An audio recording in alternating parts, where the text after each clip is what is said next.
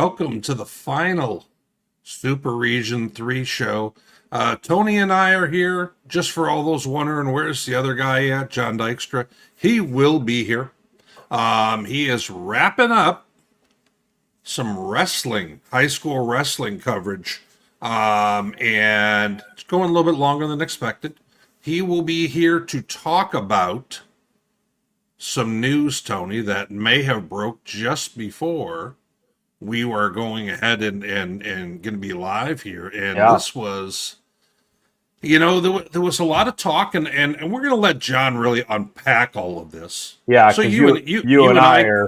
You and I could just be two hacks at this, but yeah, which is so funny. We're the two hacks, and yet somehow already in the show he got referred to as the other guy.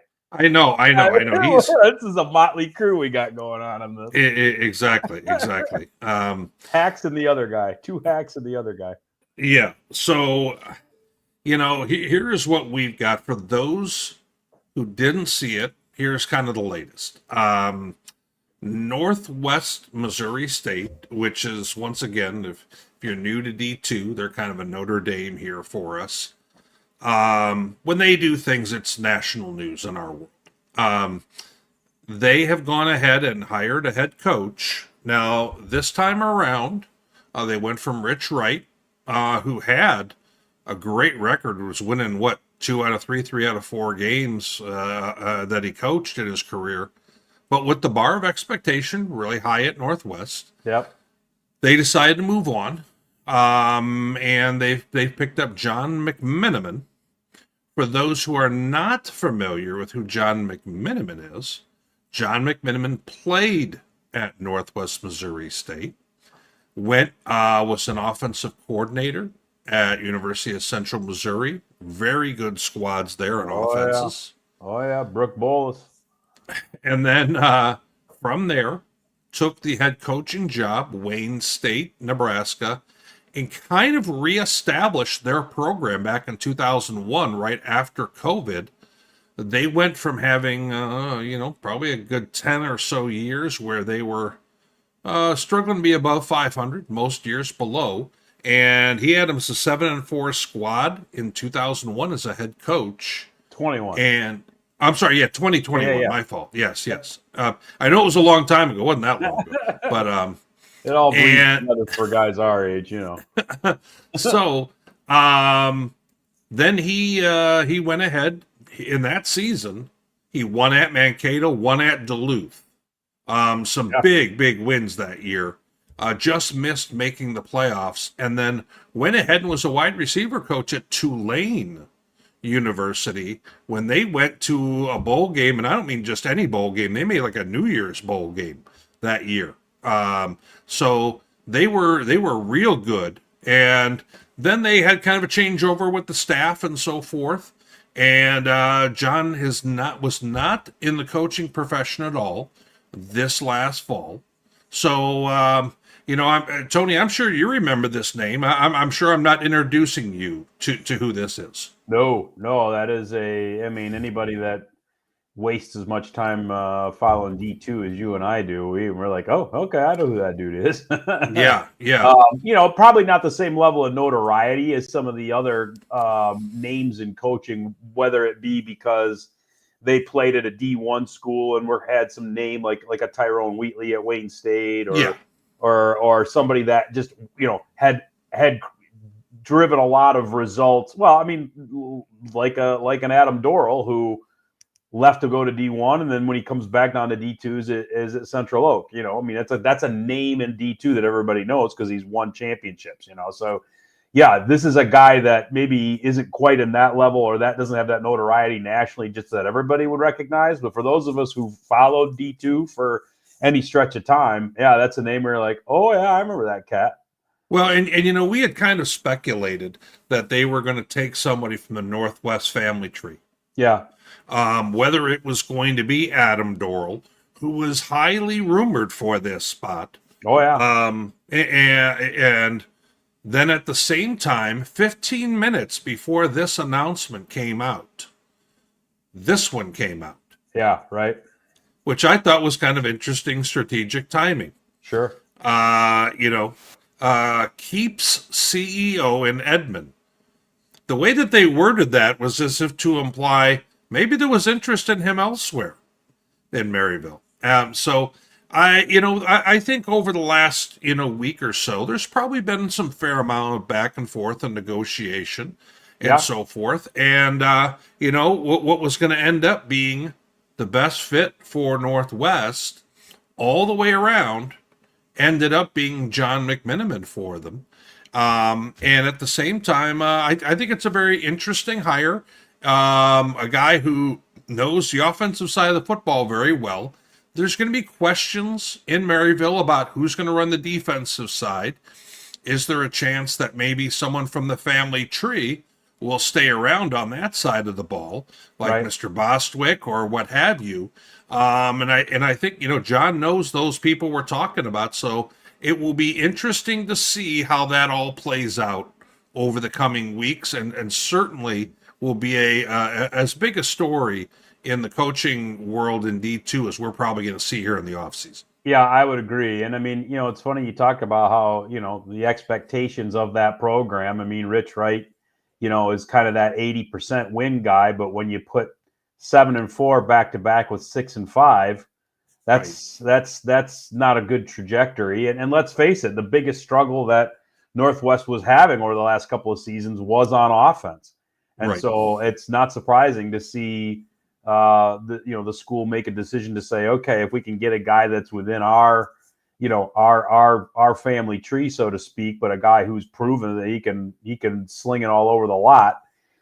This kind of furthers the odd notion that I suggested, I think, on last week's show too, that maybe this is where the MIAA is headed, because we sure seeming to start seeing a lot more of these high profile, high powered offenses. UCO, UCM, right. Yeah, and Emporia. And I mean, schools like that where all of a sudden defense is just becoming having much less of a premium.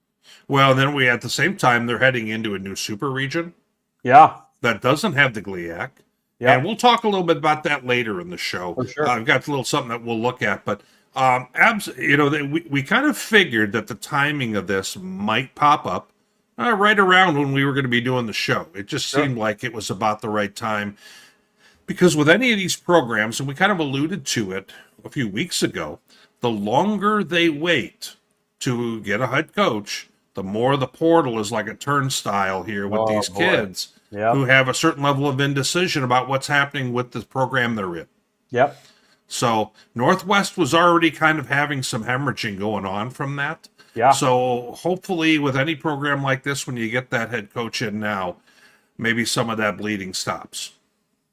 So, but we'll have our guy John Dykstra's. He's the beat writer in Maryville. He wrote a story about this today. So if you want to know more about this, head right over to the Maryville Forum. He's got the inside scoop, but he's going to be on here with us later talking a little bit more about this. So I'm going to let us two hacks that don't know the Northwest thing anywhere near as much as he does. I will let him kind of land that plane when he arrives. You and I know a little bit more about something like this.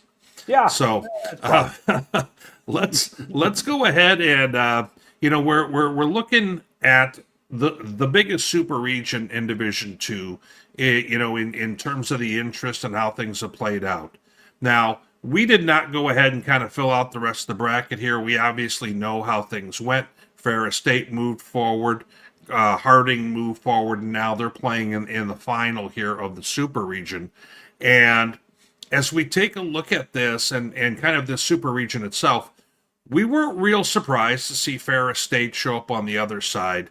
Harding was kind of the wild card, because we said, you know what, they have got to go through Pitt State and Grand Valley to get there. Boy, that'd be a really tough road.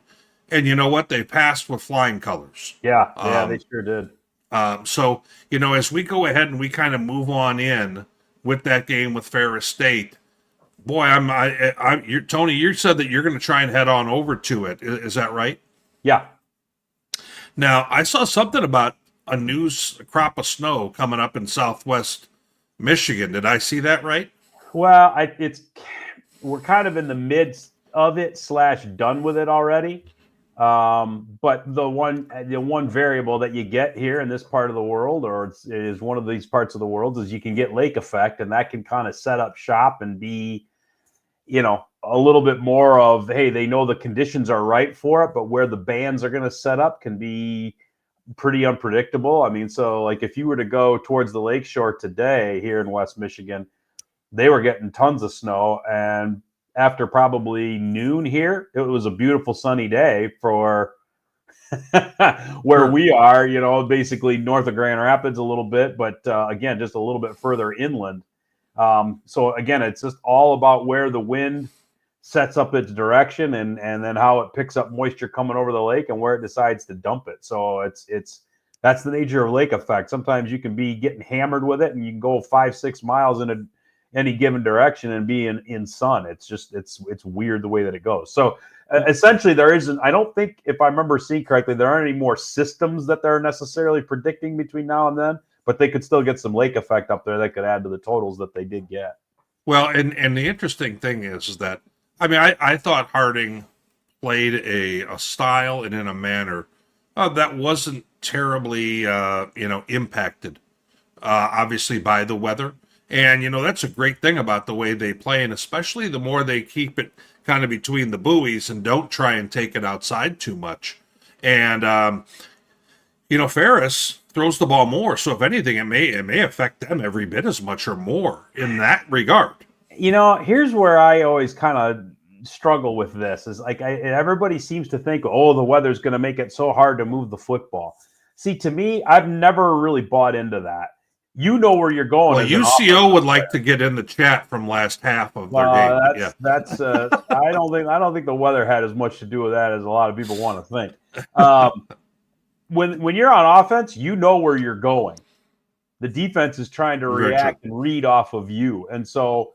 Like an offense, the style of Harding's, was their outside game maybe hampered a bit in the first half, just because the conditions weren't as great? Maybe. But again, I mean, they still ran the ball the way they always do. I mean, that comes down to how well are you going to execute your blocking schemes and how well does the defense mind its assignments. And, if Harding kept winning that little inside battle, time after time after time. And even at certain points, Grand Valley, actually, you could see where, especially when they were throwing the ball quite a bit in the early going, they were having some pretty good success with it because, the route concepts they were doing were making it harder on the back end of Harding's defense to be able to react and be able to cover guys. So, I mean, it's in those instances, unless it's a driving rainstorm or it's a driving wind-laden snowstorm, I just always feel like conditions like that actually help the offenses just a little bit. And certainly an offense like Harding that's just all about precision and execution. They know where they're going. So as long as they got any kind of footing, you're still basically trying to stop the same thing. And it's almost harder to stop because you can't, get to where you want to be or change directions as quickly as you'd like to as a defender. Yeah, now, agreed. If the conditions were completely benign this past Saturday, Harding was still gonna put that same type of result up. I mean, the level that their offense is executing at right now is it's otherworldly. So I mean, I've called them the machine, and that's kind of that's kind of what I've seen as well. And but Tony, let's go ahead and we're gonna pop on into a little bit of the action. We're not going to go into this as much detail as we may have on the Sunday night show, as it was right after the action occurred, because we're going to talk a little bit more about what's happening going forward. But let's go ahead. We're going to look first over at Central Oklahoma and Ferris State. And as we took a look at this was the first game of the day. And it was very interesting to me the way this one played out. The way that you had Central Oklahoma almost 200 yards offense in the first quarter, they jump out and they missed a deep shot first play of the game that could have gone for a score. They were on the attack, and I thought that they, for a little while there, kind of had Ferris, not kind of guessing where the next, shot was coming from. Sure. And then all of a sudden, when they started to turn over the football, and by halftime, this game was cooked. Yep. And that's how Ferris will do you that quickly. Well, and I think I've seen interviews with Coach Anise where he doesn't necessarily espouse the whole idea that you come out rusty after a week off and whatever else. But I mean, you could definitely sense that Ferris. Yeah, they went down and got a touchdown on their first drive, but I think defensively they were trying to maybe get their bearings just a little bit, just because what Central Oak does and how they spread you out and how they attack in all these different directions. You don't see a lot of that in the GLIAC. There aren't a lot of teams that are doing that. I suppose it looks a little more like Ferris maybe than other teams in the league are. But like I say, to see an offense that's that wide open, it's not something that gets seen around in these parts all that often. So it probably took them a little bit to get their bearings. But then to your point, I mean, basically, Ferris fumbled, gave not a short field, but good field position to UCO. And UCO went 3 plays minus 2 yards and had to punt it. And that was it. After that, it was 3 straight turnovers by UCO. And to your point, the game was over at the end of the second quarter. I mean, it's like when you've got 4 straight possessions where you don't do anything with it and you give Ferris either great field position or an extra possession or a short field or all of the above, yeah, you're signing your own warrant at that point. Well, let's go ahead. We don't have extensive highlights for either game, but let's go ahead and play a little bit of what we had with Ferris and UCO. And, you see the conditions right away. And, Ferris is, it's just tough to stop with the way they mix the run and pass. And you see Jalen Cottrell here get open in the open field here for an easy score. And then shortly thereafter is when the turnovers happened. And, Cannon Katzer has easily his biggest game of the year for Ferris. Not even a close. Yeah, I mean, he had one game over 100 yards, I think, all season, and all of a sudden they were using him as kind of the dive back, and, Central Oklahoma had no answer for that at all. Right. And then, you get turnovers, Tony, you see, Katzer's running again. Nice downfield blocking right there. Brady Rose gets on out and springs his guy. And if they can have this game going, it offers them almost a little bit of a faux triple option with the way that they can hit the middle, get outside, and then, of course, throw the football. So it's it's a unique attack that you don't see a lot of in Division II. Well, and that's the thing that typically has made Ferris so hard to defend is that, and I've watched Ferris for all the years that Coach Anise has been there, but he ran similar type offenses in his time at Grand Rapids Community College and at Muskegon High School, and even back to his Jenison days. But really, I think it was at Muskegon was when he really started to figure out how to make this. I think they called it the ski gun when he was there, and that it's got some veer principles and some triple option principles, but it's still predicated on being able to run with multiple assets, right? And it's just a different way to approach it. It's not like a Harding in that they're where their back is turned to their backfield. It's more of a shotgun base where everything's in front of the quarterback, and then there's a lot of eye candy motion. Again, they want to run the football more than they want to do anything. Yes. But their ability to be able to throw and have the option to throw and throw downfield is one of the things that makes that offense so unique, and it's always been so difficult to defend. It's why they've had so much success with it. Now, you got to also get wide open because of that. What's that? Those receivers sometimes get wide open because of all that action. Well, that's true, and that's the thing is the quarterbacks that have had the most success in that system tend to be excellent runners, and in some cases they're actually very big physical runners. But precision passing is typically not required. I mean, obviously it's an enhancement and it helps, but oftentimes they're throwing to guys who schematically they've given them opportunities to get guys who are super athletic in wide open space where it's basically at that point you just got to get it near them, and it's still going to be a big play. Yes. And again, I'm not saying that to say that Trent Chambliss isn't a good thrower of the ball. I mean, if you watch the way he's progressed over the course of this season, it's anything but. I mean, he's actually might be one of the better passers that we've seen run this system in a while.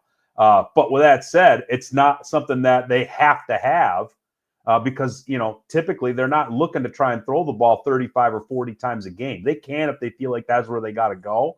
But, their ideal set is to maybe throw it 20, 22, 25 times a game max, get you situationally into distress with when they might throw it and use it as balance. But they still want to run the football above everything else. Yeah, and we're going to get a listen here to Coach Dorrell, who we made reference to earlier, after his squad was kind of on the wrong side of this one-sided affair. Let's hear a little bit of what he and also one of his defensive players has to say here. This afternoon, Coach, what are your initial thoughts on the contest? Yeah, first and foremost, congratulations to Ferris State. They're very hard-nosed football team. They're very fundamentally sound, well-coached. They got culture, and they know how to win in the playoffs. And so we knew it was going to be a tough draw, and, just disappointed. Not that we lost, but would have liked to have been more competitive football game. I think it just snowballed on us, and we just made mistakes, not taking anything away from them. We just had a lot of mental mistakes today, and just like guys lost focus. They're still worried about the outcome. Man, I don't want this to be the last game, and I think that snowballed on us a little bit. But doesn't diminish, like I just told them, their body of work. So proud of them and what they've accomplished, and I really feel like this team has rewrote the trajectory of the University of Central Oklahoma football, because it's been down for quite a while. And sure, biggest thing starting off early. We were playing loose. We were flying around. We never really had an answer, obviously, to some of Ferris's run game. We weren't exact, even when we were in the correct positions, we weren't exactly winning any of those positions. And I mean, that showed up on the field when you play a team of this caliber. When everyone does their job, they're 111, so to speak, but they don't win it, you're not going to make enough plays to get that team off the field. So they sustained drives and kept scoring on us, and that put our offense in bad position as well. For you, and especially this season of a whole, although I'm sure you would have loved to keep going after this weekend, but just so an incredible season nonetheless. I appreciate you saying that.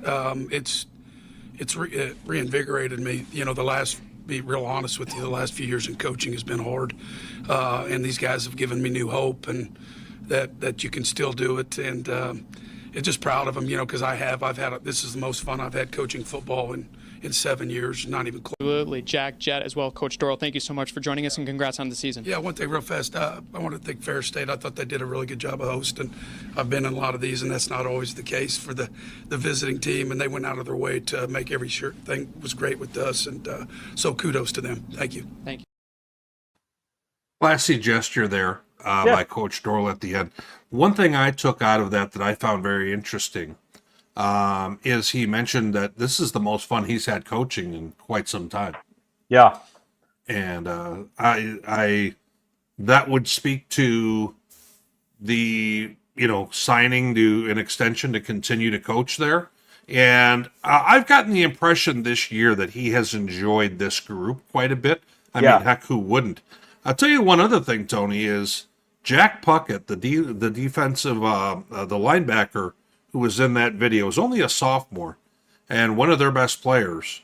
I tell you, he did about as good a breakdown talking about the way they play as coaches do there.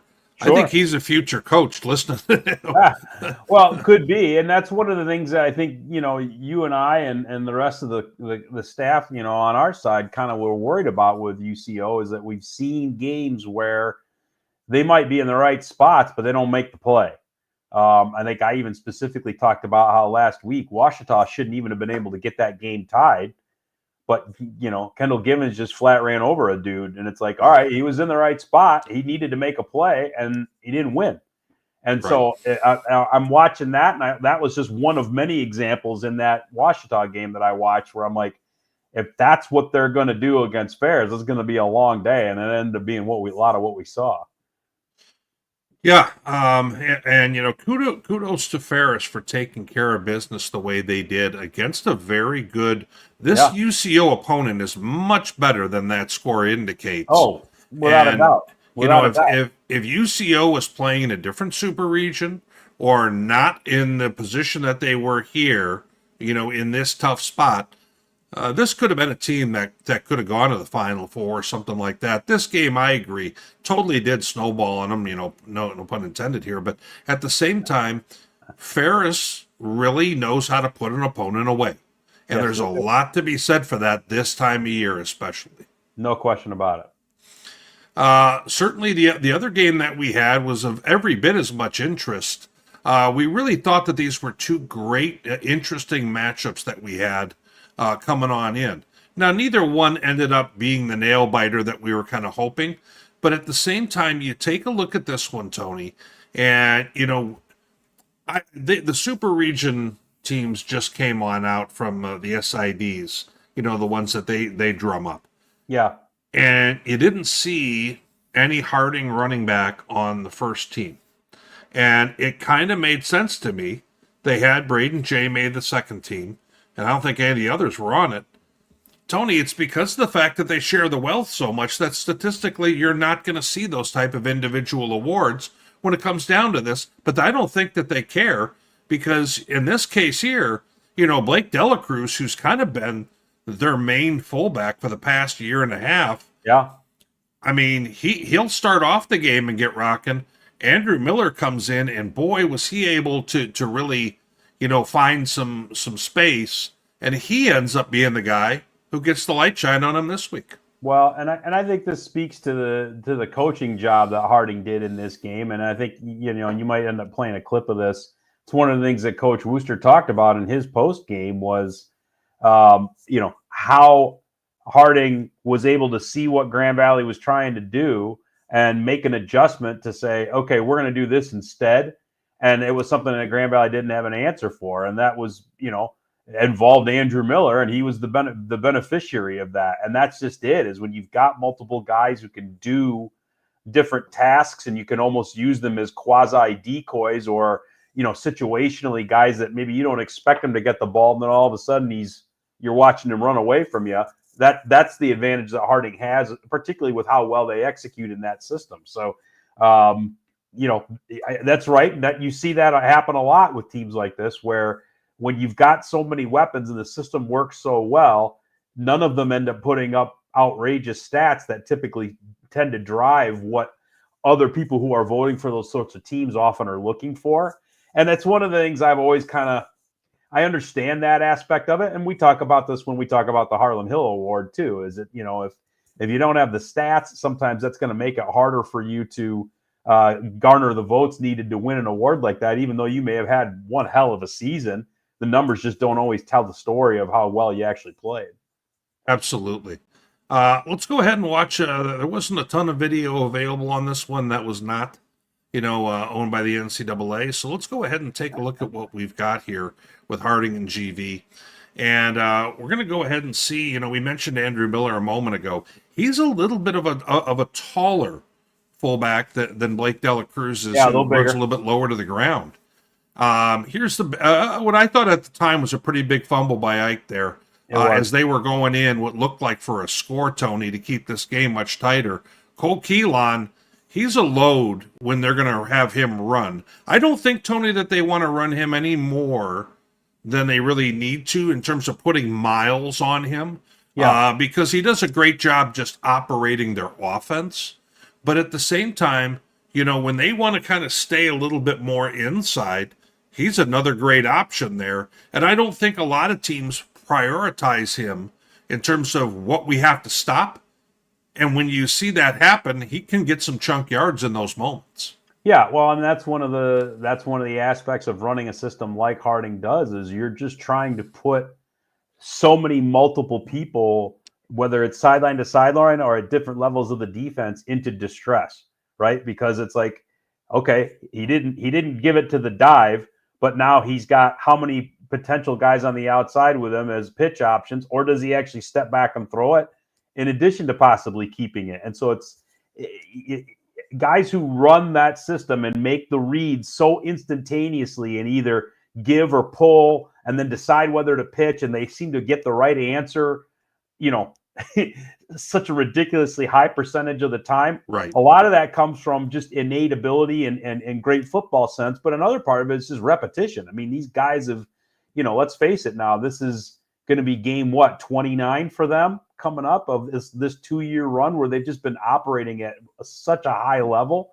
I think I'm with you. I think while they're happy to get first downs and move the ball and score any way they can, boy, there sure is a linchpin aspect to Keelan, and it's having him definitely makes a huge difference for them. So I can see your point of them not wanting to, put him in harm's way if they can avoid it. Tony, you and I have obviously done the GLIAC show all year. Yeah. And we've talked about this offense obviously operates differently with Avery Moore under center. The moment I saw that he wasn't able to go, it immediately made me feel like, okay, this is really going to be pushing a rock uphill for the Lakers at this point without him being there and them being able to operate their offense ideally how they want to. Now, I thought Ike did a fine job, in his relief. Tony, the big thing here, the overriding thing, now that we're looking back at the season, the Lakers' offense just was not what it has been this year versus years ago. Would you agree with that take?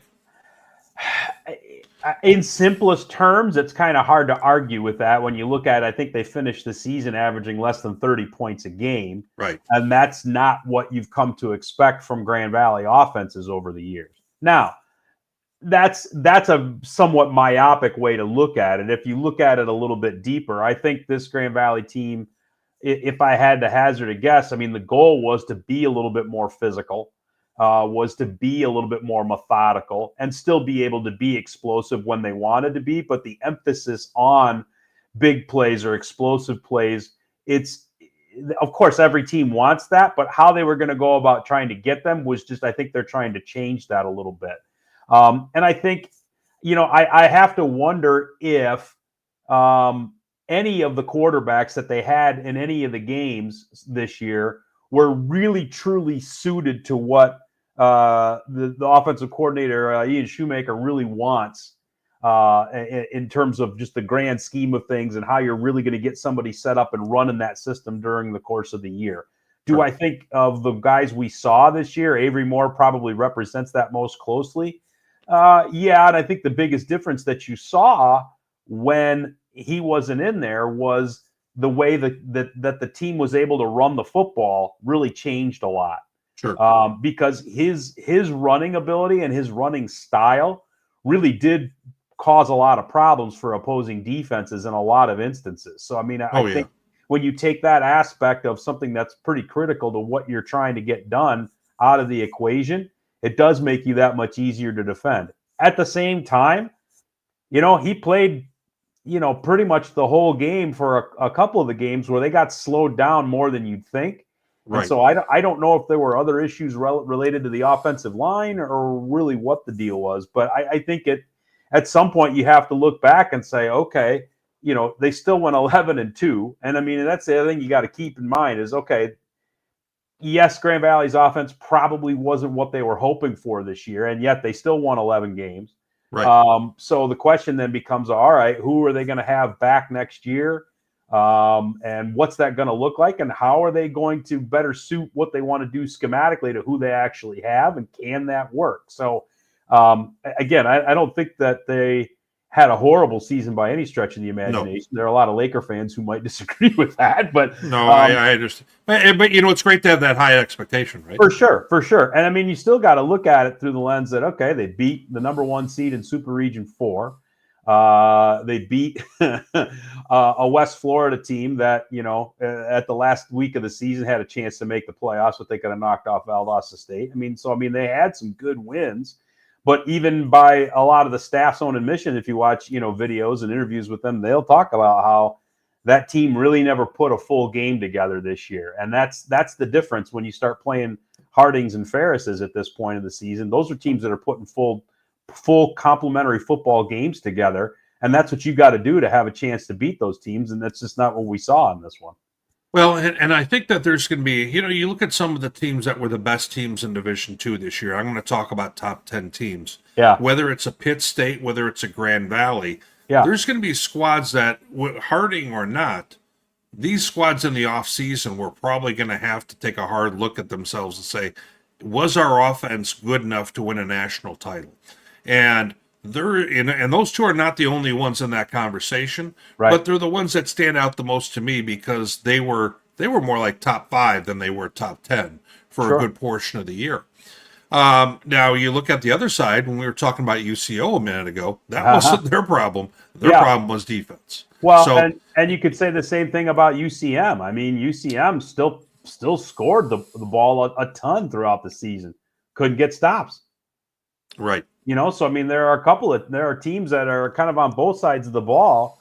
Probably had one side of it figured out, pretty darn well. On the other side wasn't elite enough to be able to be, still talking about playing here as we move into December. And that's, again, it doesn't mean you are a bad football team. And I would still, when you talked about Pitt and Grand Valley, I'd still say they're probably top 10 in the country. But boy, it sure seems like the Hardings and the Ferrises at this point are operating, at least in the context of 2024, they're operating at another level altogether. There's very good, and then there's elite. I would agree with you. Correct.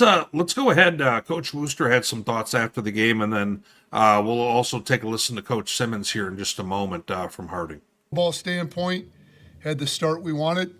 Got the 5-6 and out, and then went right down the field and scored.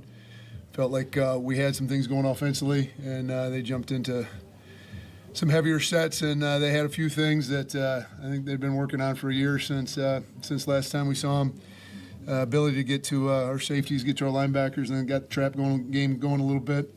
Tried to get it down to a two-score game there in the second half, but couldn't get it with the 2-point conversion, and then they went right back down on us. But yeah, and I saw someone in the comments. We've got it's like Job Lewis here made a comment in regards to, I believe this is Ian Kennelly, when he kind of went down. I thought he literally broke his arm because he came up and he was holding his arm in such a way that was not conducive to I'm healthy.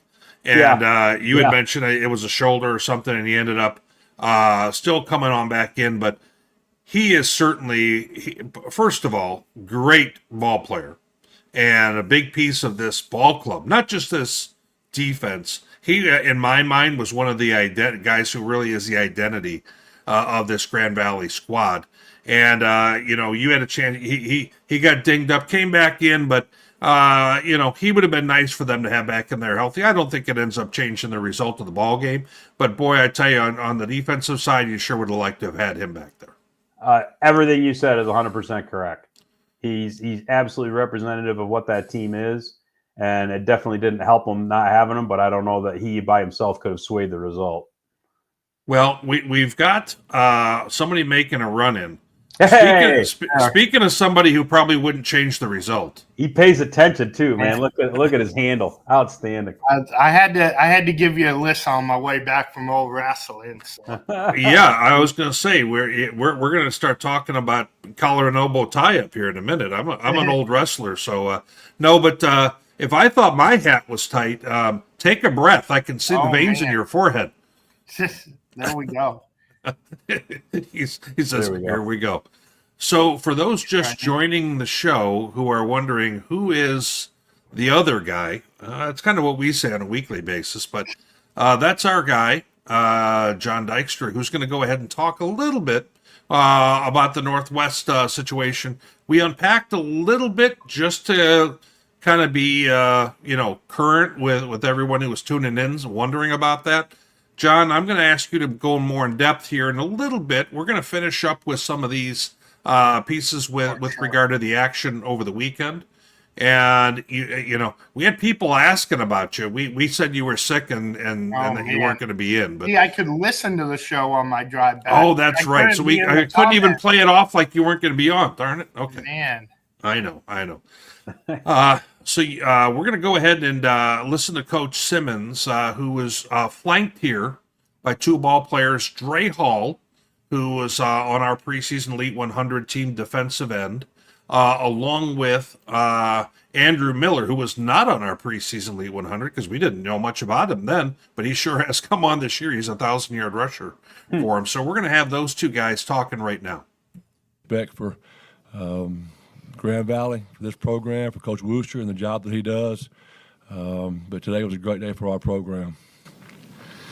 For the players, just how did you adapt to the cold, and how much fun was it playing in a game with this kind of weather?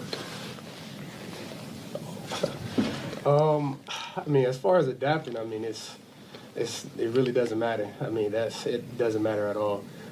Whether it's rain, sleet, hell or snow, we still got to play the game that we've been playing since we were little. And as far as how fun it was, this was probably the most fun I've ever had in my life. I've never played in a snowstorm like this, and so, man, for this to be my last ride, and for a game to be like this, it's just an incredible blessing. Really, the offense the last 2 weeks has been in a fantastic rhythm.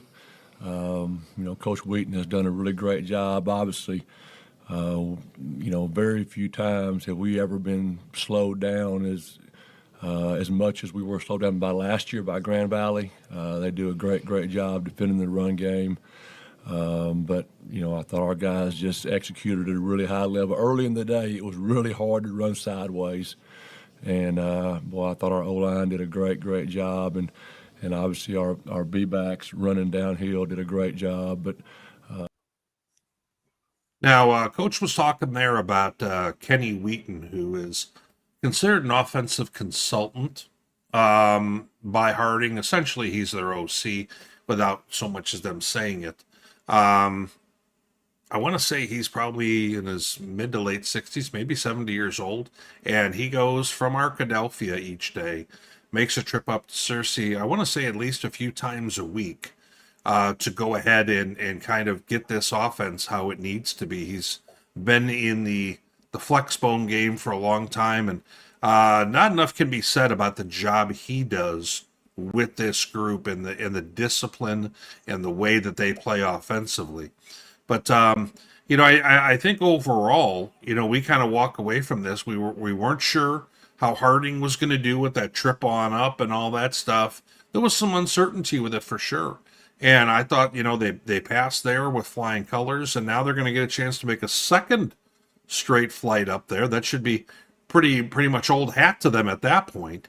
In a game that, in a perfect world, we probably wish was being played maybe in the championship weekend in Texas. We're not quite there yet. We'll talk more about the super regions at the end of the show. But, right now, I'll take this ball game right here and now. What I think are definitely the two best teams in the country getting a chance to lock horns. You're going to be lucky to see it, Tony. I'm going to watch some of it as I'm going to Mankato. I think I'm going to be able to catch the entire first half because Mankato doesn't start until 2 o'clock Central Time because they've got some huge soccer game there going on campus. Okay. Which, of course, I don't care anything about. Dykstra, don't try and make me watch soccer. I won't do it. I'd talk to you about some Central Region soccer. If you That's want. right. You're missing out. No, I don't think I'm missing anything. But so let's go ahead, guys, and kind of move on with some of the other news that we had this week. Harlon Hill Award. We went ahead. I first of all, we didn't really get a chance to unpack this on our show a week ago. So let's go ahead and talk a little bit about who got nominated in Super Region 3. Just a tremendous group of players, and I'm going to give you guys a little bit of a sneak. When we do our Elite 100, which is our All-American team at the end of the year, there's going to be plenty of names from this group that will be on it. Whether they win the Harlon Hill or not, I'm just saying. And you got Braden J on the list. Obviously, a guy who, in some way, shape, or form, has to be on it. Ironically, Josiah Johnson from Ouachita Baptist was the guy who was stopping him in the only game that Harding lost. He was a safety who kept kind of meeting him. And then, John, welcome to the show. We've got Tyler Common, Terrell Davis, two guys that you and I talked about on a weekly basis on our MIAA shows. Yeah, they're pretty good receivers. They might be talked about a few more times. Yeah, like first team. But Yeah. and then they announced just was it yesterday, the last 8 guys, 2 from each super region. Trinidad Chambliss, which we kind of had a hunch that maybe he was going to get in that mix, which I think is deserving. Yeah. And then that Zach Zembrowski at the bottom of the list. He's just a throw-in, right? Right. With He that won it said, last year. Got at least. I know they need to have him on the list, everything else, but It might be a passing of the torch to next year's premier quarterback in D2. yeah, that's a good point. With Zabrowski. That is Trinidad's got another year, and going into next year, he might be the favorite for this award. I don't think he is right now, though. Yeah, I think he's still somewhat new to the party in the overall scheme of things. We've talked about name recognition with this, guys. There's a thing to that. We saw it a little bit in some of the other super regions. I mean, Sammy Edwards made it from Valdosta, and frankly, he doesn't have the numbers this year, but his squad's doing awesome, and you can't deny that. So here's kind of the look at the finalists that we ended up having. For those who are curious about this, we've got at the very top there Braden Long from Slippery Rock, quarterback who is steady Eddie, and then they've got Siobhan Wright from Charleston. You could make a case that if anyone is going to challenge for the title here, he's the guy. Yep. That case. Yep. Now, if we were going to be giving a Lifetime Achievement Award, Jada Byers is definitely in the mix. And not to say he's not having a great year, because he is. No. But Wright's numbers just dwarf everybody else at running back. And you know that we mentioned some of the other names. Then when we get towards the bottom, Reggie Ratzlaff from Pueblo, not a real big surprise there. He's had a monster season. Braden Fuller from Angelo. I didn't see that one coming. I think what happened there is you had the Player of the Year from the RMAC, Player of the Year from the Lone Star, and I think that the Northern Sun, who has more teams and SIDs to vote on this, I think they split up. Some went with Epperson from Augustana, some went with Jack Strand, who had monster numbers from Moorhead. Some went, along different lines. And I think that's a little bit of what occurred there, because otherwise you would have thought Jack Strand was going to be on the page. So a little bit of a swerve there. As we look at this right here, Tony, this will be probably one of our last shows that we're going to talk about this before they name it. If it's not Zabrowski, who would you pick on this list if it's not Zabrowski, Tony? So I'm going to go back to the case I was making earlier, is that sometimes there's a wealth component where you've got so many weapons that guys don't always put up huge numbers. And I think sometimes also what you have is you have teams that are really good, and so guys don't have to play as much, and so they don't put up such huge numbers. And I think that might be something that would keep Trin Chambliss from having a real shot at winning it this year. Is that, he had enough games where, he didn't have to play much more than maybe halfway into the third quarter. And so his numbers probably could have been even larger had he been able to play more. And yet he's still, think about it. How many weeks in a row did he win the GLIAC Player of the Week? I think it was like 5 or something like that. So, he was putting up big numbers earlier in the year. Yeah. And, so I think that could hurt him a little bit. But I think in short answer, it's hard to overlook the type of season that Siobhan Wright had. My gosh, that's just, you don't see 2,000-yard seasons all that often, man. And he almost had 40 scores, I think. Yeah. That's maybe even more wild. Correct. Yeah. Ball on the ground too. Like, how many did he catch? I don't even know. Did he even catch any? That's true. He did. I forgot about that. Yeah. So. Dykstra, who do you thinking on that? Yeah, if it's going somewhere other than Zabrowski, it's not a statistical argument to me at all. It's, hey, you were the best player on the best team, and I think the two guys that have a case for that is Trinidad and Sammy Edwards.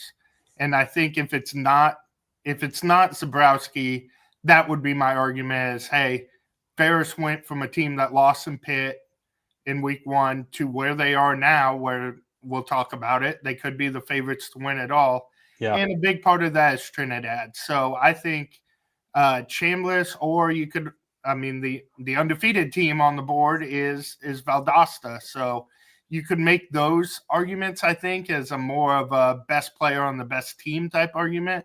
But if we're going statistical cases, nothing touches Zabrowski. So That's true. I've got to go that way. So hard to ignore. I would agree.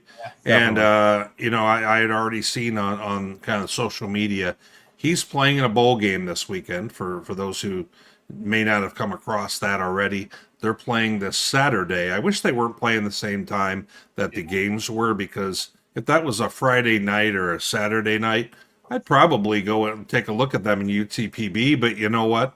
I get it. They're trying to get, butts and seats, and they're not real concerned for the three of us in our viewing habits. We've all been sobbing about this for years, man. So that tells you just how much anybody actually really pays attention to what we're doing. There you go. There you go. Feels like Witt could just be home on a nice Friday night, order up some bosses, and watch Zabrowski versus UTB. Nothing like getting the sponsor in there as well. Yeah. That's funny. Now, in addition to that, let's talk for a moment. We don't want to ignore our linemen. No. So we've got the Gene Upshaw Award. And any ideas, guys? Where did Gene Upshaw play Division II football at? Oh, I cheated. I watched your Super Region 4 show the other day. So yeah, but you're 50-50 on remembering anyway. So yeah, no, and I used to know this off the top of my head. I always think of John. I forget the old name, but I know what the school's called now, if that helps you. Yeah, and I always get it mixed up because didn't Johnny Bailey win the Harlon Hill 3 times for Texas A&I? Yes, and that's the school. Oh, it was A&I, which has become Kingsville. Oh, Upshaw. So Upshaw played at A&I as well. Yep. Oh, I guess yeah. For some reason, I was thinking it was something else. But okay. Texas A&I getting a lot of mileage tonight, boy. I tell you. Yeah. Now on our list here, guys, we've got plenty of guys on this. I got to be honest with you, that are on our Elite 100 preseason list. Some guys that I wanted to make mention to. There's a guy on this list, John, that I would give you trivia questions. And he was the sack leader in the MIAA. And I nail him too, because I'm a big Q Felton fan. Yep, and Q Felton, I was glad to see him get on this list because he has had a huge season for a school that doesn't get as much publicity as everybody else in the conference, the MIAA. Gabe Brown ended up being announced as a finalist today. Okay. Now, I thought it might be Gabe Clark, but Gabe Clark was dinged up a little bit this year. 2 great Gabes right there. And then Gage Price, nose tackle for Harding, also got named. So, a lot of great players here, plenty of them that you're going to see on our All-American team. And these are all guys who are nominated by their school, in case you were wondering where this list come from. We didn't make it or any of that kind of stuff, so... this is from their school, no different than the Harlon Hill is as well in the original 43 names and so forth. They should be naming the Harlon Hill, I want to say, on the 20th of the month. I think this guy comes out a little bit before then. I don't remember the exact release date. Kind of check your local listings on that. But as we go ahead, guys, and we're kind of moving through all this, let's stop for a moment. John, you haven't gotten a chance to really, before we do our picks for the game, let's get a moment for you to kind of unpack a little bit of what happened today. Big news. We previewed this and did nothing more than previewing what had happened here. We hacked it up real good, other guy. Hacked it up real good. We kind of hacked it up a little bit. And before you came on in. You just set it up so the comments will yell at me for talking about Northwest. Rocky in Kansas is having a heart attack right now. Well, I did see that Rocky in Kansas, who I believe is a Pitt fan, if I'm not mistaken, missed you last week, Rocky. Don't be afraid to face the music. So I get it, Rocky. We'll get back to it, but we'll hit on No. Here's the truth: this is national news for us in D2. So, Rocky, you're wrong. So, see ya. So, John, let's go ahead and I'll let you carry on. I'll let you carry on before we get any more Pitt interruption. Okay. Well, yeah, I mean, you guys hit on it earlier. I thought Tony made a really good point.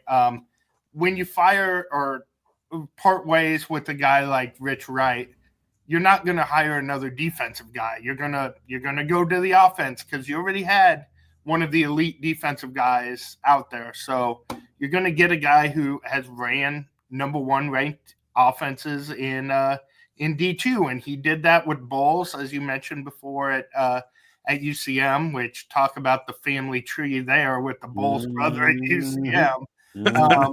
And then he had great success at Tulane, and you know more than I do about his success at Wayne State, which you talked about earlier. So I just think it made a lot of sense for them to go this way. And you guys speculated a little bit on the D coordinator, and he's obviously an offensive guy, so that's going to be a key hire.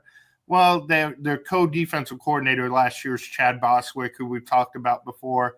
He happened to be a teammate of John McMillan's at Northwest at the same time.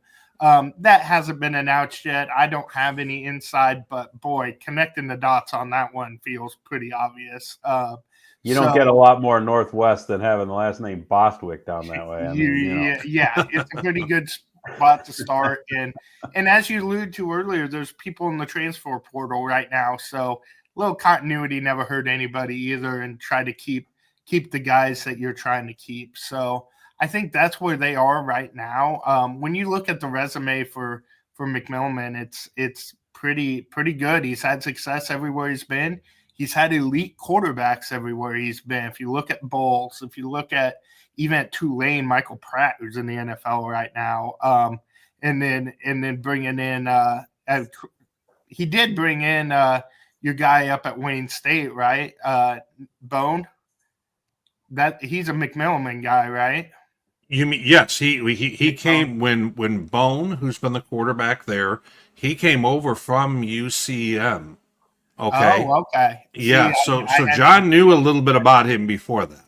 Yeah. So I mean, that's going to be the first thing, and Northwest fans will tell you, just like the conversation we had with Grand Valley, is finding out that quarterback thing, because a lot of other stuff works well, but they've been kind of hunting for a quarterback ever since Kyle Zimmerman. So they've had some guys who have played well, but nobody who's quite elevated to that level. So that's what I kind of see from this. And the goal is to get that offense clicking like it was a few years ago. So that's where I think this hire comes into play and makes a lot of sense for them. Man, I hope the Bears are paying attention, Whit. Yeah. I'm giving them a little bit of free stuff. They need to follow the same ideology here, you know. Yeah. Let's get an offensive guy in here. Yes, exactly. Let me ask you this, John. When I was there watching Northwest and Minnesota State Mankato beginning of the year, yep, my impression is now, with who they're going to have coming back and everything, that this roster is also going to need a little bit of help too.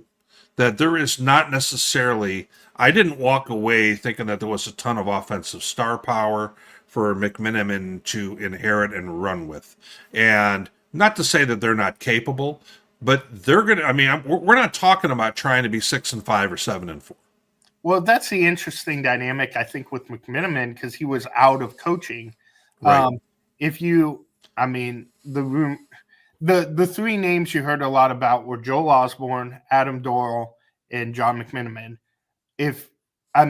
Osborne would have a similar issue because he'd be coming up from NAIA, and you probably don't take a whole roster with you from there. But Dorrell, the interesting dynamic, and who knows how close that was and all that stuff, but would be, hey, does half the UCO roster come north? Like, that's a quick fix for that situation. But McMiniman's been out of it for a while. So rebuilding the roster, I've got to think retention is going to be an important thing for them, at least to have that base to maybe then target some transfer portal guys. Well, and for those who may not have seen this, there was a fair amount of bleeding that was occurring with the portal, which we knew was going to happen. But with each passing day/week, this gets worse with the indecision that goes with that this moment in the program. And now now that they have somebody in there, and it's right after D1 signing day, so guys who all of a sudden are looking around going, wait a minute, you mean the D1s don't like me? They're now going to go ahead and start looking at the D2s. And McMenamin, with this whole thing of the roster stuff happening, where you're going to see, the roster capping at the higher levels, and you're going to see a trickle down effect. Northwest, if you're a Northwest fan, don't be surprised if he's fishing the portal here or getting stuff that way.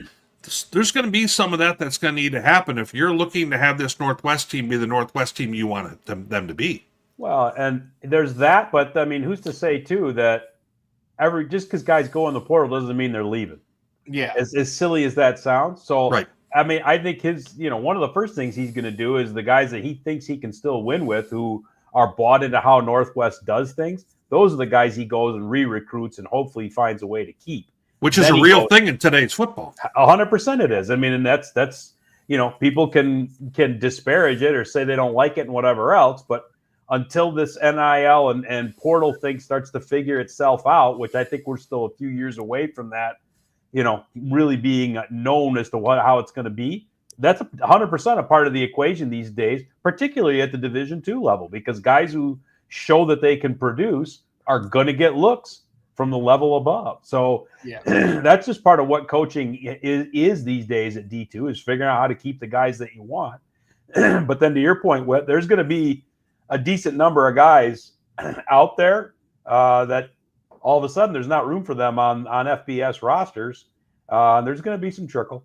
These D2 guys are in demand too. I think we kind of underrate that sometimes, how quality it is to have these reps at this level. I'm not going to name the player's name because I don't want to make it sound like I'm disparaging him, but there was a guy I was shocked to hear on very, very good authority what he got offered NIL wise from the Division I. And this guy didn't play that much at Northwest, but he's in the portal, and those guys want people who have those reps. So even that they just it's a proven commodity. Yeah. And especially in the better conferences. Yeah. I mean, that's valued. I totally agree.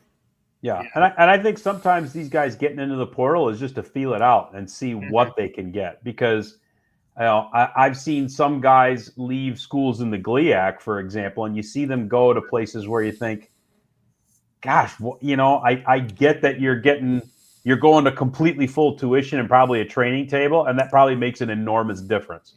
But, are you really going to play that much? And are you going to play for a team that wins? I mean, those are the types of things that you have to sit and look at. And I've also seen dudes that end up going to Power 5 schools or Power 4 schools, and all of a sudden, not only are they getting all that other stuff that we just talked about, tuition, training table, all that kind of stuff, but they're getting real dough.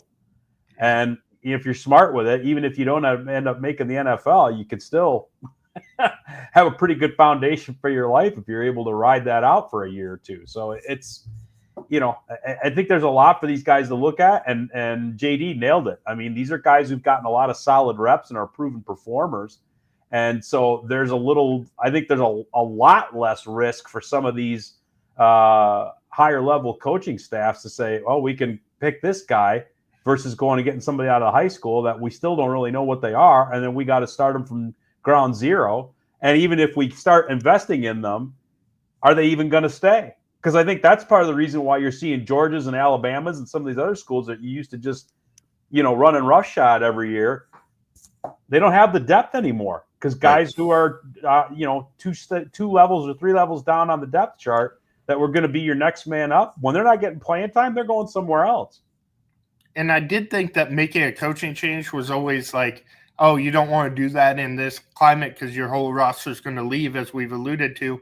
I think at the D2 level now, obviously it doesn't happen as much when you don't make a coaching change, but you're dealing with that anyway. If you're a good enough player, you're looking at your options, or you're having to find a way to offer those guys something. Like, we've heard rumors in the past about what different guys are making even at the D2 level. So you've got to pay up to keep those guys, regardless of if you're making a coaching change or not. So I think now we've almost gone too far where we overrate how much these rosters change with the coaching change, because they're changing anyway. Correct. That's true. I would agree. And this year, I think, is going to be, for the reason you outlined, with that roster cap coming in at D1 this year and maybe a little bit into next year, I think we're going to see a lot of shift. Well, and I feel bad for the coaches because they didn't ask for this, and they're gonna have to have some uncomfortable conversations with some kids at the end of the line that they wouldn't otherwise needed to. So it's a tough deal with that. It really is. But things are always changing, man. Well, John, we did touch on this briefly. And, it's the fact that this was announced, 15, 20 minutes before the Northwest thing, I did get a kick out of that. And you know what? I'll be real frank. For my own selfish reasons, I think I like Doral better at UCO because of the fact that it makes UCO, to me, more interesting. And, he's made them now a competitor, not just in the MIAA, but one that can compete on the national stage. He's got, we're taking a look at guys like Jed Huff. He's not a senior. You're looking at, the linebacker that we mentioned earlier. I'm going to mess up his name, Jack Puckett, who was on the interview. He's a sophomore as well, I think. The receiver, Terrell Davis, he's a junior. Now, who's to say maybe one of those guys doesn't get in the portal? But at the same time, it's not like he's just graduating a whole bunch of this group. He's returning a lot of key guys, and they're going to be an interesting football team next year. So I'm all about this, them keeping, I like the way they said, keeps the CEO. Yeah. In Edmond. He doesn't even have the chain in the photo, though. That's how old that photo must be, huh? Yeah, right? Yeah, what are we doing here? We gotta get the chain in the photo. Yeah, the marketing department's got to get involved in that, man. Exactly. We need to get one of those for next year, like a GLIAC one and an MIAA one. I'd have to wear a whole bunch. I'd be like Mr. T. I'd have a whole bunch of them. You would. Be the only time I feel like Mr. T. I mean, because Mr. T used to run through doors and like the competitions before he became a star and all that. They said he ran through a door one time, like in a heavy bouncing competition and all that. You just got to get good at saying that you pity fools, man, and you'll be all set. Yeah. Half the people in the comments have no idea who Mr. T is, but they don't need to know. Dykstra doesn't even know who Mr. T is. What are we talking about? I know who Mr. T is. That almost makes it more fun that we're the only ones who get it. Suddenly, my Northwest talk looks a little better if the alternative is Mr. T talk, though. So yeah. Maybe Rocky will forgive me. We'd be remiss, John. We would be remiss if we didn't also mention that Washburn had some coaching movement here. Zach Watkins, basically stays at, comes back to, however you want to say it. Tell us a little bit about this move, because otherwise in the Super Region 3, this is the only new head coach that's been named. Yeah, similar to the Northwest situation, it's a former Ichabod coming back, and Zach Watkins, very good career as a linebacker there, and yeah, just a really good player. 2006 to 2009 is when he played there, so fairly recently. Just coming back. Defensive guy, obviously, as a linebacker, so that's good for them, and just getting back a guy who kind of keeps that tradition. I mean, Craig Schurig had been there a long time, right, and done a lot of good things. So to kind of keep a little bit of that continuity is got to be something that I think Washburn was looking to do while having a fresh voice at the top there.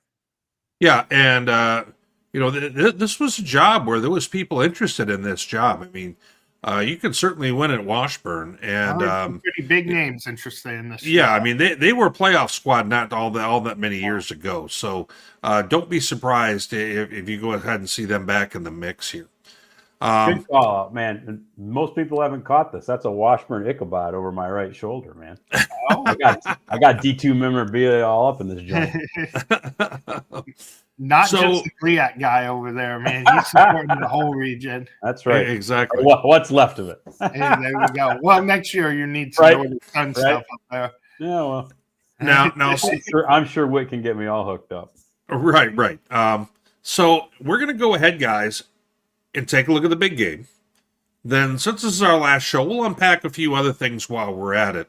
I mean, I know Dykstra just got here. His shoes aren't even dry yet from being out in the snow, I'm sure. But actually, did you get snow down there yet? No snow here. We had it last week, but currently dry ground. So okay. Well, I have snow. Tony has snow. So, but we're further up. I'd rather be in the snow and have the opportunity Tony does to watch this game because this matchup as we get into it here. So, you know what, guys? As much as this is a matchup between two football teams, I mean, a matchup of two of the coaches that have really, become some of the guys at the top of the game here in D2. A matchup between a defensive coach, essentially in Coach Simmons, and Coach Anise, who's more of an offensive-minded guy. That's a fascinating matchup in itself. Now, when we take a look at the stats, frankly, Harding's numbers have kind of jumped off the page in terms of how dominant they've been with any kind of comparison we've done so far this year. This is the closest we've seen in terms of comparison where the offensive and defensive numbers, points per game, for example, total offense, total defense, are not that far apart. The biggest difference, of course, is going to be in the passing stats and the running stats. Ferris more balanced, of course, extremely balanced. And Harding, of course, being one-sided there, where I think they throw the ball more for their own entertainment than they do anything else. Just to be, they get up a bunch in a game and they go, you know what, let's throw it. Yeah, let's throw it. And I think it's more like their own internal goof than actually a need to do it. But the fact that they've shown it enough, I think that teams feel like you have to respect that you can't just always be coming downhill. Now, Coach Anise, speaking of the snow, was out in the snow at practice yesterday, and I caught up with him. No, actually I didn't. Rob Bentley did from Ferris State. Let's go ahead and hear what he has to say.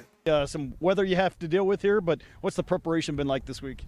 It's been great. Our guys have super attitudes. It's very challenging. I think it's like with the wind chill, it's like 15 today, and so you got to come out here and be determined to practice. And practice is really important, particularly with the systems we're facing with Harding being the number one scoring defense in the nation and the number one rushing team in the nation. So our practice have to be sharp and our guys got to be locked in, and so far so good.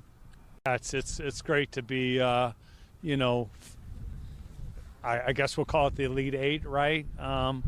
But we do play the national champs from last year, and they rolled pretty good in that national championship game. So super program.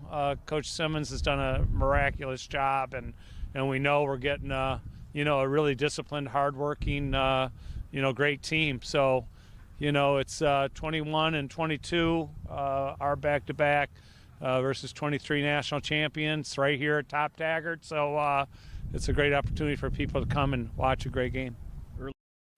Now, shortly after that, Coach Anise was greeted with the fact that there was going to be a new, fresh batch of weather coming, and this was his reply to that. Holy crap, so... No, I'm just kidding. When he said that in his interview, I thought, I'm gonna have to use that for my own purposes. But Coach Anise, very familiar with who Harding is. I mean, this is not somebody walking in that he doesn't have a clue about. I mean, they played 2 times, in the teens. And don't quote me on this. I'm going to say it was 2017, 2018. I think it was back-to-back years. Sounds right. They split games. Yes, they did. And only one time did somebody get up to 20 points. So it was very interesting. Now, I could make a case that neither one of those two teams was at the level right now in terms of overall execution that they both are now. No I think question. Ferris was probably a little closer at that point because they went to a national championship, lost to Valdosta in a shootout. But I think overall, the Ferris, both sides of the ball, and Harding, both sides of the ball, have just elevated themselves to where this matchup is on a whole different plane than those previous matchups that they had. Tony, you were more familiar. You remember in the GLIAC when those contests were happening. And I think there was a little bit of surprise that Harding went up there and beat them one year. God, it was a lot of years ago. So, I mean, look, man, when you're getting this deep in the playoffs, I don't know that there are really surprises, when somebody beats somebody else. So I don't know that I would characterize it as that. But what I submit that going into those games was Ferris probably favored, and by a decent margin. Yeah. So, I mean, I think the expectation is that Ferris would have been the better team. And obviously it didn't pan out that way in one of them. So that is a differential, I think, between them. But I think you characterized it right. I mean, the level that these two teams are playing, right now is it's just, it's significantly greater, not only than what they were 6, 7, 8 years ago, but probably over what most of the rest of the country's doing right now. We've referenced it before, though, but at that time, the GAC hadn't proven much in the postseason, and now it's a little different story. You'd go into a GAC game thinking closer to GLVC than MIAA GLIAC almost, and Harding was the only one that was able to kind of scratch a few wins before that point, really. Now that said, I'm going to put you on the spot, the other guy. Okay. And tell us how you see this game playing on out. See, Tony and I had to pick it like right on the spot. You've had like a week to figure this out. Yeah, right. Yeah. Well, I thought this matchup was coming last week. I will point out that I'm perfect in my Super Region 3 picks so far. You're perfect so far? Holy crap, So anyway. That was pretty good. Oh, Tony's given a whole new life with that video. But anyway. Man. So I said it last week. I think in any individual matchup at this point in the year, I was going to be picking Harding in it because I just think they're playing better than anybody. Now, 70-some points almost made me rethink that this week. But I think Harding. They would have had to score like 90 for you to pick them then? Yeah. Well, try not to have the recency bias. I think Harding's playing great football right now. I think what they do travels. I don't know if it matters where this game's played because Harding's going to play it in a phone booth anyway. So they're gonna go up there and like Tony was saying earlier about the weather, that doesn't affect them too much. I don't think it'll affect either of these teams that much. I think Ferris is used to it. Trinidad maybe hasn't played in the super. I don't know if it's going to be worse than last week or anything, but he's from West Michigan, so tail ends of his high school seasons would have been right. So I'm not that worried about either of these teams. I just think Harding's the best team in the country right now. I think whoever wins this game is the odds-on favorite to win the national championship. I don't think it's a guarantee like some people might, but I think they're the favorites, and I give Harding the slightest of edges in this. But, man, it's like 51-49, not score, but percentage chances of winning. I have no idea how this is going to go, but this is one of those games that we're blessed to have it because it's a great matchup and one that it would be a shame if we didn't get in this playoffs. Fair enough. Tony, you've had a chance now. It's been, 4 or 5 days? It feels like it's been 2 weeks, but I've laid Dykstra. What are your thoughts now, having had a chance to see Harding once again and so forth? Who do you favor at this point? Well, I picked Ferris on Sunday, but as I alluded to, I went into the show, thinking to myself, how am I going to handicap this game? And I went into the show planning to pick Harding, and as I talked through it, somehow Ferris came out of my mouth. So it's like I'm with John. This is such a difficult game to handicap, and JD's got it exactly right. Again, the level at which Harding is executing, particularly on the offensive side of the ball, is, I mean, when a team does what they're doing at that kind of a level, it almost doesn't matter what you throw at them. It doesn't matter what you do. I think that's the thing that people maybe are missing, is that it doesn't matter what you do if they can execute with the precision that they do. Now, I think the other piece of this, though, is that if anybody's got a chance to try and create any kind of discomfort for Harding, and the only real way to do that is to have your offense execute at as close to the same level as possible, it's Ferris. I mean, Ferris's offense this year has really, over the course of the back end of the season, just really gotten going.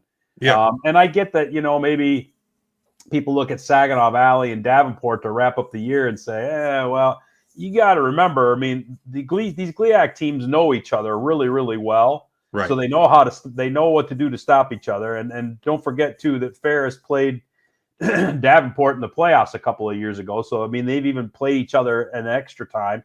And you got former staff members that are on those other teams or coaching staff. Yeah. And so it's just beating anybody in the GLIAC gets hard enough with the familiarity, but then there's that added level of it to it. So, people want to point to maybe those last couple of games and say, well, they didn't do very much against those teams. Well, yeah, there's a reason for that. No different than Harding and Ouachita.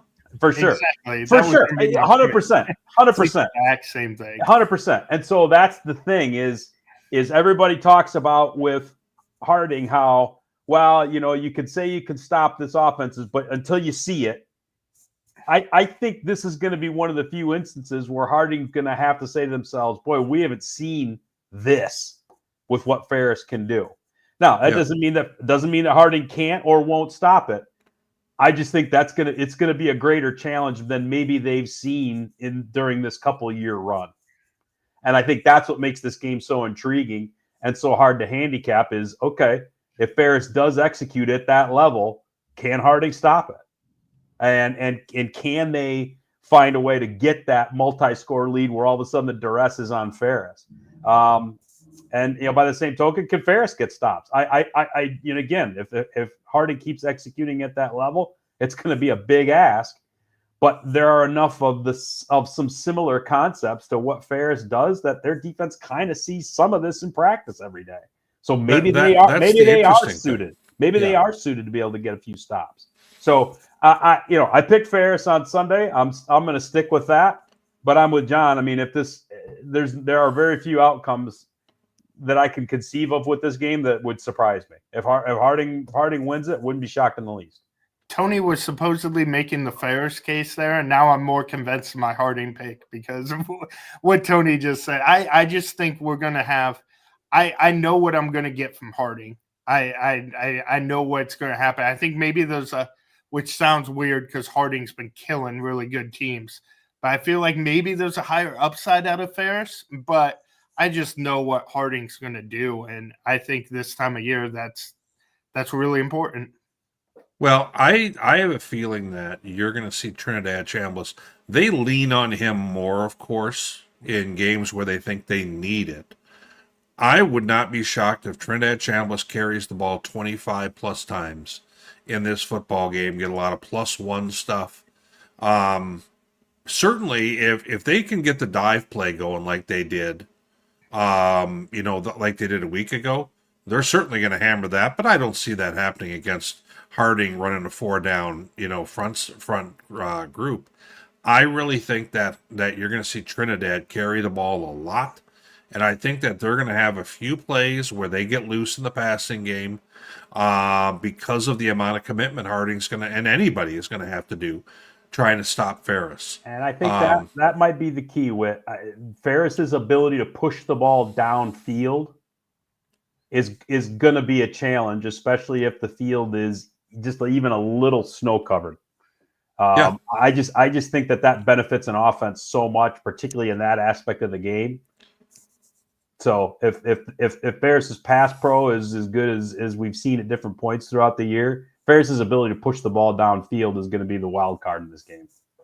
Yeah, and there's a few notes that are kind of in the comments, guys, and there's folks who are saying people think that Harding's defense is down.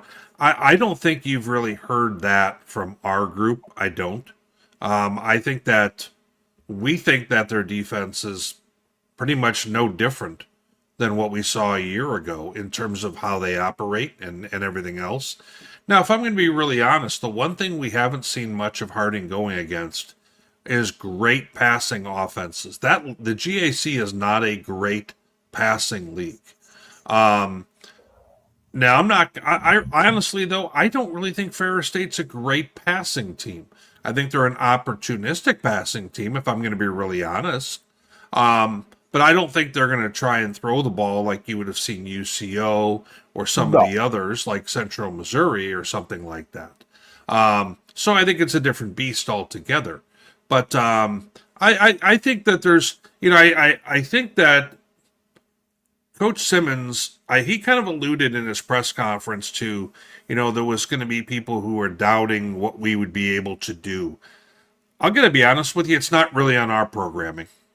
We have not been saying that. I realize there may be some other voices out there who are saying that. We really feel like their defense and their offense are legit. That's why, if we didn't feel that way, you wouldn't see us so in between on this game, and you wouldn't see more people in the overall scheme of things on our staff picking Harding than Ferris here at Ferris. Mm-hmm. So, we need to be real frank about what we've said here and how some of that's been characterized. But, as we go ahead and we kind of move down the line, and I realize, we've got James W. saying, don't pick Harding. Buddy, I've picked Harding this whole time. So I picked them every week, and I picked them to win the national title when we got to the playoff thing here. So this is nothing James new. Blocked out. He's convinced everybody's been picking. Yeah, Harding. I was going to say I picked Harding both times. I think hack number 2 has picked them at least the first week against Pitt. So maybe one pick against Harding this whole run. Well, if he's paid any attention all year, the person you don't want picking your team is hack number 2.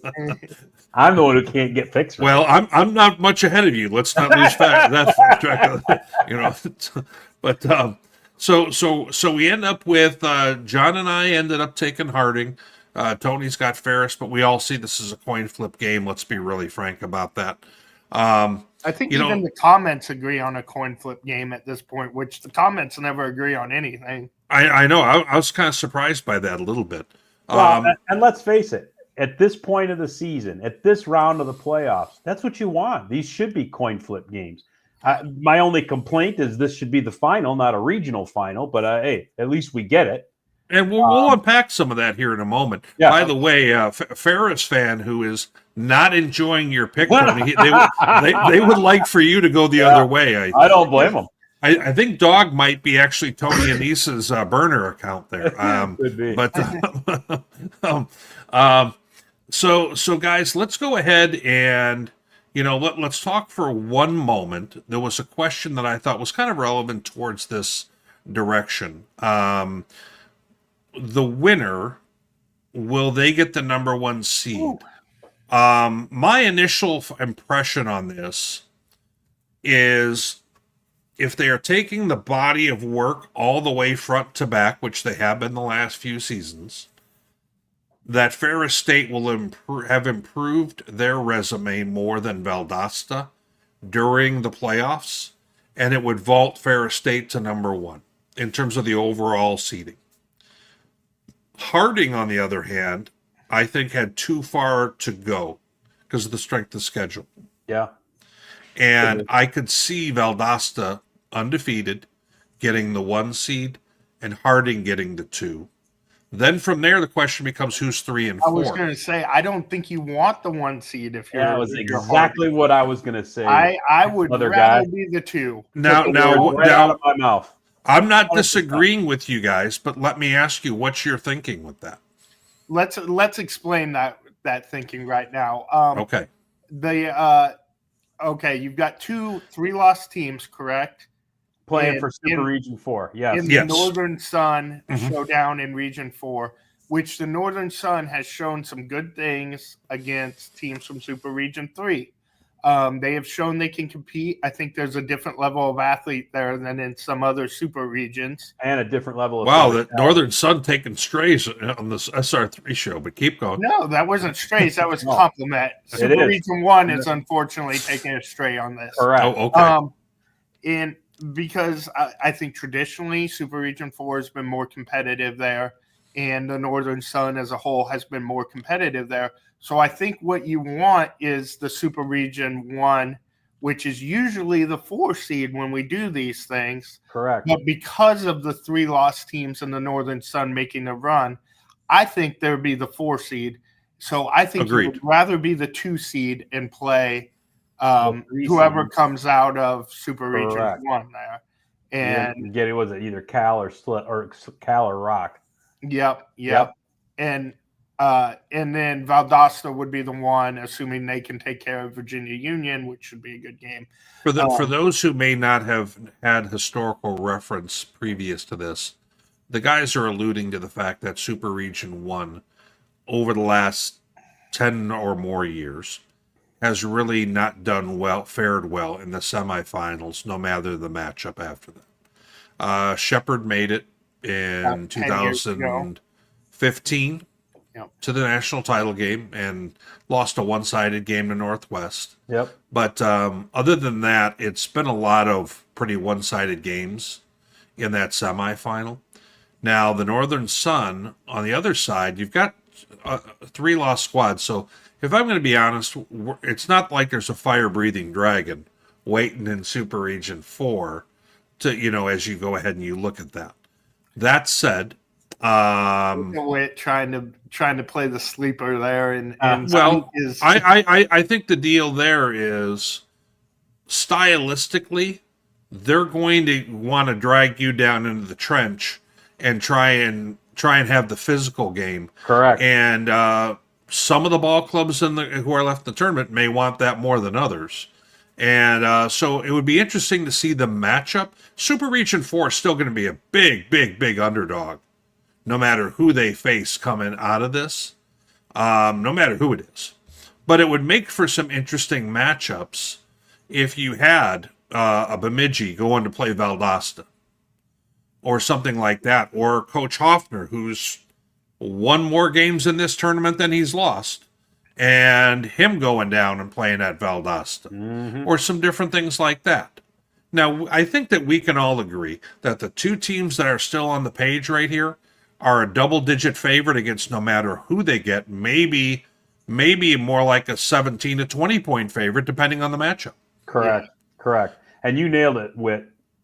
So first of all, whoever wins this game, anybody who's a fan of either of these 2 teams has to keep in mind they're going to be the 1 or the 2, and they're going to be at home. Yeah, I can't see a scenario where whoever wins this game isn't playing at home next week.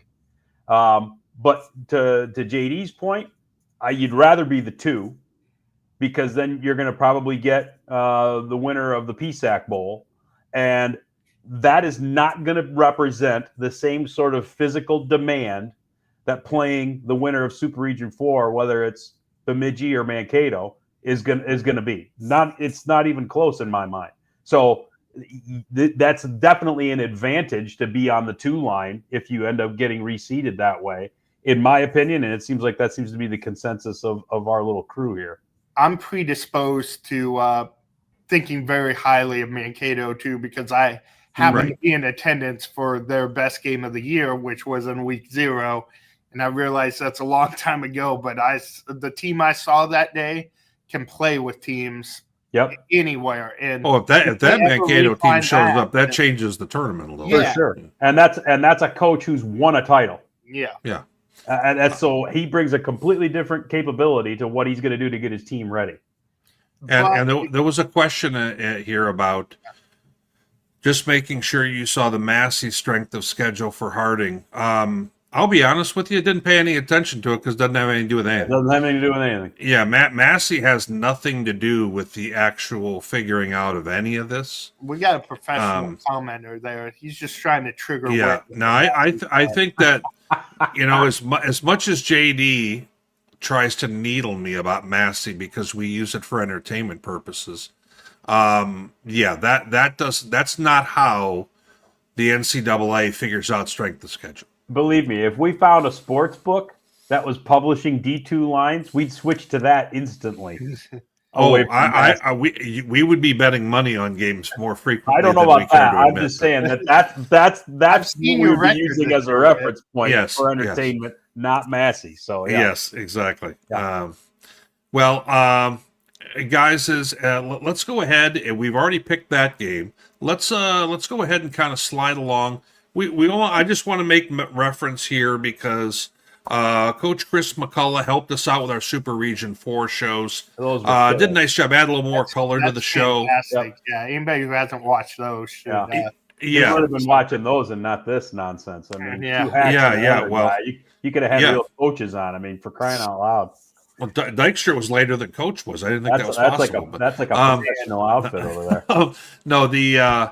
So they play on Saturday. They're a noon game. They're an hour south of Dallas, Texas, and this is big in our world in Super Region 3 because we're going to have what we think is going to be the winner of the Harlon Hill Award, the two-time winner in all likelihood.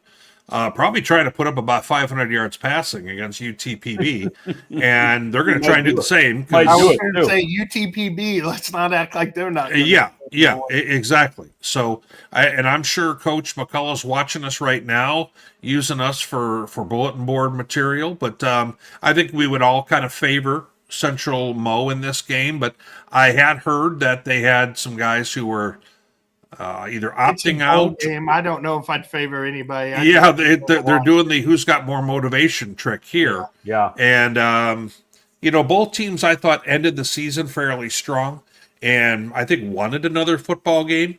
We'll find out how much UCM wanted another football game if they have guys opting out a bunch. But it should be an interesting contest, and you should be able to go ahead and find the Heritage Bowl on YouTube Saturday night if you have interest and you need to get your D2 fix and there's nothing on or something. I just want to point that on out and give them that courtesy. There was also another bowl game that's occurring that is in Super Region 1, if I'm not mistaken. I don't have all that info in front because I'm not doing a Super Region 1 show. But so just keep this one in mind. And then if we go ahead, guys, and we kind of move along here, I do want to say thank you to 9 and 10 News. Tony, that's up in your world. And I want to make sure. Okay. Yeah, exactly. I want to make sure Ferris State, Rob Bentley does a tremendous job with their media. I cannot say enough. If there's other SIDs or others who are in, media with regard to Division II schools, if you want to know how to do things in regards to putting stuff out there, take a look at Ferris State's content that they put on YouTube. It is FCS and or more quality. It's really good, and I wanted to go ahead and kind of point that on out. Agreed. For those who are watching on YouTube, and even if you're not, we need to get that subscriber count up because we've got a ton of people who follow us on the Twitter machine, but on YouTube, for some reason, we don't get that much. And we've got a ton of content. I'm gonna be mad. James, subscribe. Yes. You can go look that up. That's for sure. And you know what? To give credit, for example, my guy Darren Bell here put Watchdog Sports Network. They do a great job also. Now they don't have as much YouTube content from what I recall, But in terms of like during the week interviews and everything else, but game day, boy, they knock it out of the park. And our guy Rex, I can't say enough about him and his calls. Rex. He's good stuff. But He's let's worth the price of admission alone.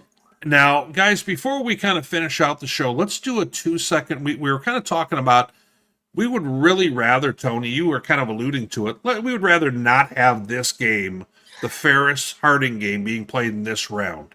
And really what it comes down to is the new super regions and what they're going to look like.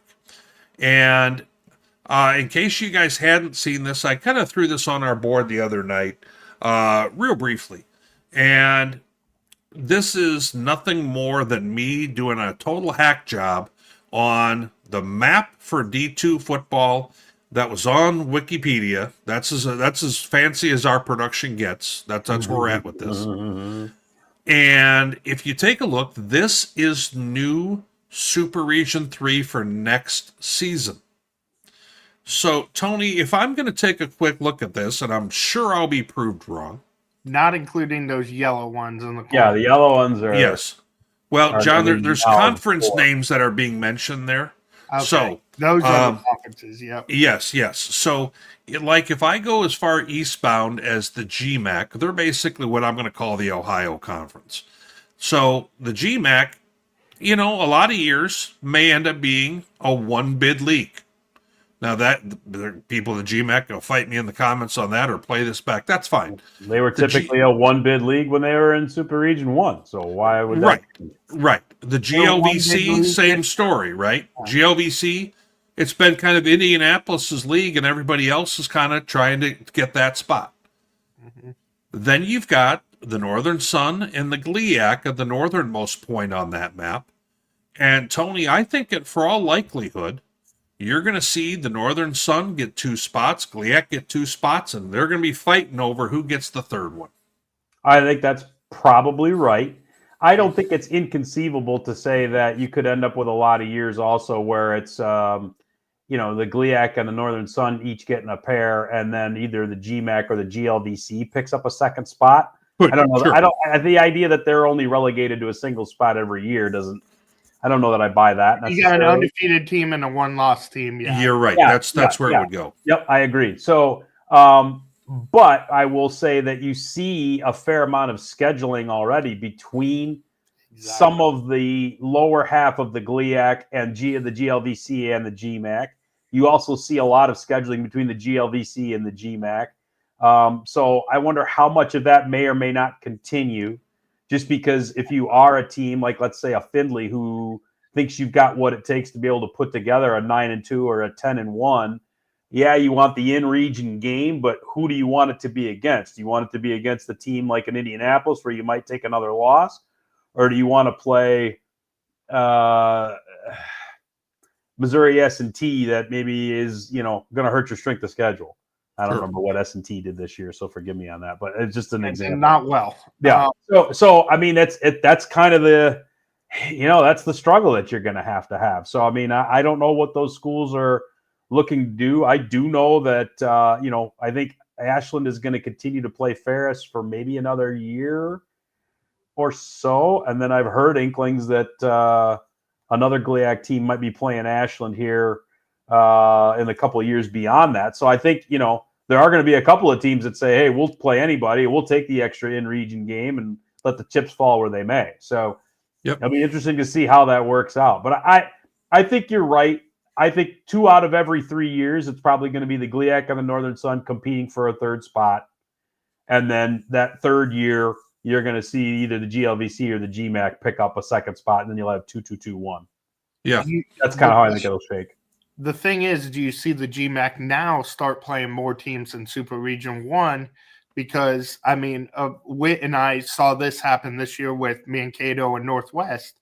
Sometimes you don't want that other region game. You want to play somebody you wouldn't normally play. So does the GMAC start going more to Super Region 1? Does the GLVC start playing more MIAA teams now? I don't know if the regional part really makes a whole lot of difference as much as it does what's within driving distance of us. Yeah. And I played that up and what I was thinking because I've heard people on the committee talk about that, but it seems like over the last couple of years, the whole in-region thing seems to be Why it's one of those things where it's like, why do they still leave that in the criteria? It's completely irrelevant because they don't in even terms look of the at it. selection. Yeah. If it's a head-to-head with another team you're competing for the spot with, That's one thing. But yeah. But yeah, if it's a bottom of the GLIAC team against a middle tier GMAC team, yeah, that's not gonna. No, I think JD's got it right. I think it's going to have far more to do with geography than anything else. So I mean, I think it's going to be gas tank football games. Yeah. Meaning, are they within a gas tank of us? Does Tiffin want to pick up a 0 week or something against Cal because they're close, or against Indianapolis because they're close? Okay, I think either one of those could make sense, more so than maybe they want to go play Valdosta. Or somebody even else in the Gulf South, like Erskine or something like that. You know what I mean? Well, let's also then, guys, right on the heels of that, people were asking, where Harding and some of the others were going to be sitting in the GAC. Now, the reason this map is expanded out a little bit more broad is because we have Central Wash and we have Western Oregon in the chat, and they are a part of what's kind of in that more violet color along with the LSC. So for those who have not looked at this map before like this, one of the first things that you're going to see is how much of the United States west of the Mississippi does not have D2 football teams. Right. West of the Rocky Mountains. Yeah, it's now people will be saying, well, what football is played out there? Well, you're going to have NAI up in Montana, in Idaho, and some of those areas, and so forth. Good FCS teams up that way too. FCS, exactly. And then out in California, it's just become more of the JUCO world than really anything else at that point. So as we go ahead and we kind of take a look at that map, though, so we're going to have the MIAA, we're going to have the GAC, we're going to have the Lone Star, we're going to have the RMAC. All of these conferences are pretty accustomed to having two teams make the dance. Now, if they were to go ahead and bump things on up from 28 to 32 nationally, which would mean 7 going up to 8 in each super region, you would still see that. And I think that that's still a real possibility because there's a lower percentage of the membership playing in the playoffs than any other level of the NCAA. Now, that said, if we were to take a look at this right now, you would probably be looking something like, if this was this season, here is what you would have had. You would have had Pitt and UCO making it from the MIAA. You would have had Harding and OBU making it from the GAC. You would have had from the Lone Star only Angelo. And then from the RMAC, because Central Washington would not have made it with their record and resume and everything. And in the RMAC, you would have then had Western Colorado and Pueblo, who both only had, one setback. But that would be a pretty strong field of teams. Yeah. Now, you wouldn't have necessarily the fire-breathing dragons that are up there with Grand Valley and Ferris, but you would end up trading that by getting probably, as much depth across the board. You're eliminating, at that point, the GLVC, which hasn't had a lot to do with how that region's turned out. Whereas, if you had Angelo in here, they can throw punches with any of these squads. And at the same time, you would have some quality MIAA, some quality GAC, some quality RMAC. I think it'll be very interesting to see that. But this would then open this up, guys, so that you could have a Harding versus Ferris in the final. Yeah. Or you could have an MIAA team like a Pitt, for example, if they had an outstanding year, making it to the final against a GLIAC team. And, no matter how you slice this, really with this move, the biggest piece of this was splitting up the MIAA and the GLIAC. There's no doubt about that. Because this has not solved everything, and don't think that it has. No. To me, you're just shifting the... Yeah. You brace yourself with soccer term coming up. Ready? Yes. Right? This has shifted the group of death from Super Region 3 to Super Region 4. That's think really all it's doing. I think so. Not completely, but I still think that's a heavy balance of power. Yes. Yeah. Absolutely. I think it's for a different reason, though, as you were pointing out before. It's going to be harder to make the playoffs in this region, but you're not going to get the regional final where you have to go to Michigan every year. If you look at it from a GAC MIAA perspective here, you're getting it's going to be harder to make the playoffs because there's more depth in this region, but you don't have to deal with Ferris and Green Valley until the Final Four, which is a huge deal, obviously, because up until last year, they kind of ruled the super region for several years there. So, yeah, I think your point you made earlier is the depth is better, but it's not as top heavy as maybe it was before.